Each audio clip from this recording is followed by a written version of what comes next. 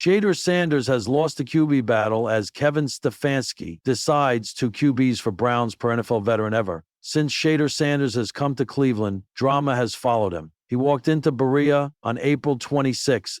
Now it's June 26, 61 days later, and not a day has passed without a chat about Shedeur's future with the Browns. After all, he walked in as a pick 144, straight into a four-way QB1 race, unlike Cam Ward in Tennessee, with only Will Levis to compete with. Sure, Kevin Stefanski told the reporters during the minicamp that anyone can get in. Like I've told you guys, let's not look too much into who's out there when. We're in installation phase, we're in teaching phase. So, not much to look into, Stefanski said on June 11. But everyone's doing their job. Fans certainly are, as they took notice of Shedeur's 77.4% completion rate at the minicamp. He looked like a guy who could throw a football through a revolving door, contrary to the early vibes of him looking to bring more drama than game. Yet here we are, just a month away from the camp, and Shedeur's chances for a QB1 ride look bleak as ever. Just when we thought things couldn't get worse, former NFL wide receiver T.J. Houshmandzadeh entered with a blunt take on the QB battle in Cleveland. I was told by somebody that's in the building, that ain't a player. It's really coming down to Kenny Pickett or Dillon Gabriel. Houshmandzadeh questioned the optics of Shedeur Sanders' impressive completion rate during an appearance on the Nightcap Show with Darren Waller. Now, when you get the reports that Shedeur's completed 7 of 9 passes, like, is it against starters or is it 3s and 4s? Guys that's going to get released?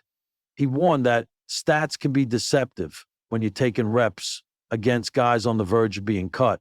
If that's not against the starters or guys that's going to be on the team, you don't know how they're dividing up the reps, and it's virtually impossible.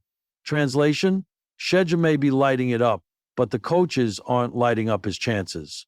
Shedeur hasn't played a single first-team snap, even though he's statistically outperformed every quarterback in the building. Not one. Dillon Gabriel getting reps. Kenny Pickett practically living with the ones. Joe Flacco, who is 40, is also getting meaningful work. But Shedeur, locked at QB4, it's not a warning sign, it's a flare gun. And his off-the-field adventures aren't helping either. Shedeur made his rookie offseason into a Need for Speed sequel, going from 91 EMF in Brunsville, and to make matters worse, he did not appear in court. Instead, he attended a softball game and tried to joke it off. So, obviously, critics raised eyebrows. Mark Schlereth warned Shedeur, saying, nothing is guaranteed for you. At some point, you got to understand. Then, some are going all in with the legendary belief. Kimberly A. Martin and Louis Riddick of ESPN both stated that Shedeur might be the team's greatest pure passer. But without reps, he's stuck as the guy in the quarterback room with no key to the front door. It's not just unfair, it appears to be rigged now because warning signs are coming from the team itself. Deontay Johnson says Kenny Pickett might just be the Browns' plan A. Deontay Johnson, Browns WR, sees Kenny Pickett as already penciled in. Johnson casually dropped the bomb on the Sports and Suits podcast.